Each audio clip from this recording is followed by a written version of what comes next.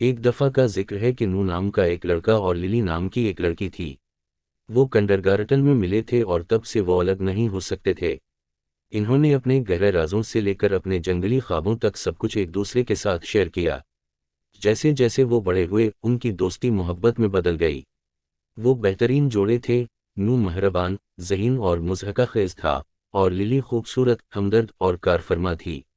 انہوں نے اپنی زندگی ایک ساتھ گزارنے کا منصوبہ بنایا اور ایک پریوں کی کہانی کے خاتمے کے خواب دیکھے۔ لیکن قسمت کے دوسرے منصوبے تھے۔ جب نو اور للی ہائی اسکول میں تھے، نو کا خاندان دوسرے شہر میں چلا گیا۔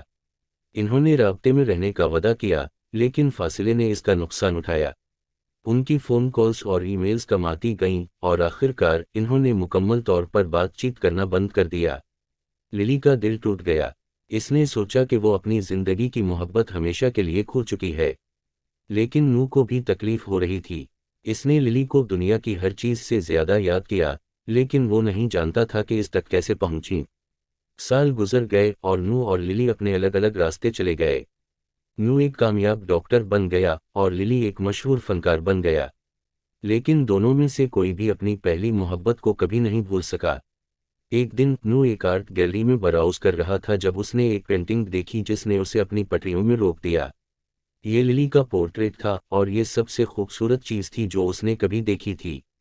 نو نے فوری طور پر گیلری کے مالک سے رابطہ کیا اور معلوم ہوا کہ للی اسی شہر میں رہ رہی تھی جس میں وہ تھا۔ اسے یقین نہیں آ رہا تھا۔ اتنے سالوں کے بعد وہ آخرکار اس سے دوبارہ ملنے والا تھا۔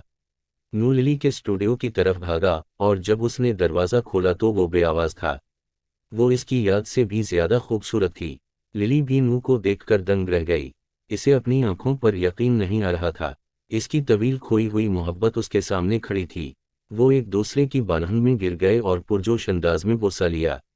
ایسا لگ رہا تھا جیسے وقت ہی نہیں گزرا تھا۔ نو اور للی نے اپنے رومانس کو دوبارہ زندہ کیا، اور یہ پہلے سے بھی زیادہ مضبوط تھا۔ انہوں نے وہیں اٹھایا جہاں سے انہوں نے چھوڑا تھا، اور ایسا لگتا تھا جیسے وہ کبھی الگ نہیں ہوئے تھے۔ لیکن ان کی خوشی مختصر تھی۔ ایک دن للی کو ایک خطرناک بیماری کی تشخیص ہوئی۔ نو تباہ ہو گیا۔ وہ اس کے بغیر اپنی زندگی کا تصور بھی نہیں کر سکتا تھا۔ للی اپنے چھوڑے ہوئے وقت کا زیادہ سے زیادہ استعمال کرنے کے لیے پرعزم تھی۔ اس نے اپنے دن نو کے ساتھ گزارے، پینٹنگ، ہنسی اور یادیں بنائیں۔ نو للی کو دنیا کی ہر چیز سے زیادہ پیار کرتا تھا۔ وہ اسے بہترین ممکنہ زندگی دینے کے لیے پرعزم تھا، حالانکہ وہ جانتا تھا کہ یہ ختم ہونے والی ہے۔ ایک دن للی نے نو کو بتایا کہ اس کی ایک آخری خواہش ہے۔ وہ اس جگہ واپس جانا چاہتی تھی جہاں وہ بچپن میں ملے تھے، کنڈرگارٹن کے کھیل کے میدان۔ نو للی کو کھیل کے میدان میں لے گیا، اور انہوں نے دن جھولوں پر جھولتے، سلائیڈ سے نیچے پھسلتے، اور بندر کی سلاخوں پر کھیلتے ہوئے گزارا۔ وہ ہنستے اور روتے، اور ہر لمحہ ان کی قدر کرتے۔ دن کے اختتام پر للی ایک بینچ پر بیٹھ گئی اور آسمان کی طرف دیکھا۔ اس نے ایک گہرا سانس لیا اور کہا، میں بہت خوش قسمت ہوں کہ آپ کو میری زندگی میں ملا، نو، آپ میرے ساتھ ہونے والی سب سے اچھی چیز ہیں۔ نو نے اندر جھک کر اس کی پیشانی کو بوسہ دیا۔ اس نے سرگوشی کی، میں تم سے پیار کرتا ہوں، للی۔ الفاظ سے زیادہ کہہ سکتے ہیں۔ لیلا نے آنکھیں بند کیں اور مسکرا دی۔ اس نے اپنی آخری سانس لی اور نو کی بالہن میں سکون سے چل بسی۔ نو کا دل ٹوٹ گیا۔ وہ اپنی زندگی کی محبت کھو چکا تھا، لیکن وہ جانتا تھا کہ للی ہمیشہ اس کے دل میں اس کے ساتھ رہے گی۔